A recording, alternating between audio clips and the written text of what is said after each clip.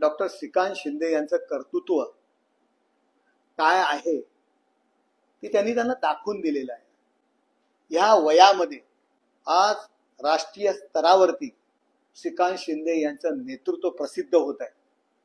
दिल्लीमधील राजकारणातलं त्यांचं स्थान बघा, त्यांनी कल्याण लोकसभा मतदारसंघाचा केलेला विकास पहा आणि दिल्लीच्या राजकारणामध्ये अहो ज्या वेळी नरेंद्र मोदीजी त्यांना भारत देशाची बाजू मांडण्याकरता परदेशात पाठवतात, मुस्लिम राष्ट्रांमध्ये जाऊन भारत देशाची बाजू मांडली जाते। उपराष्ट्रपतीच्या निवडणुकीमध्ये उपराष्ट्रपतीचे निवडणूक प्रतिनिधी म्हणून श्रीकांत शिंदे यांची नेमणूक होते। संसदेतल्या महत्त्वाच्या समितीवर त्यांची सदस्य म्हणून नेमणूक होते। संसदेतली त्यांची भाषणं पहा आणि यांची भाषणं पहा। त्यामुळे श्रीकांत शिंदे यांची तुलना, यांची टीका करण्याचा प्रयत्न करू नका। श्रीकांत शिंदे हो नवीन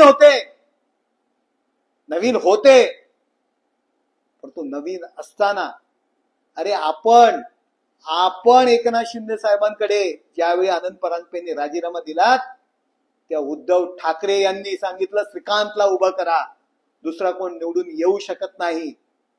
आणि त्यावेळी एकनाथ शिंदे साहेबांनी आपण आग्रह केला म्हणून डॉक्टर श्रीकांत शिंदे यांना निवडणुकीत उभं केलं। कशाला खोटं सांगताय?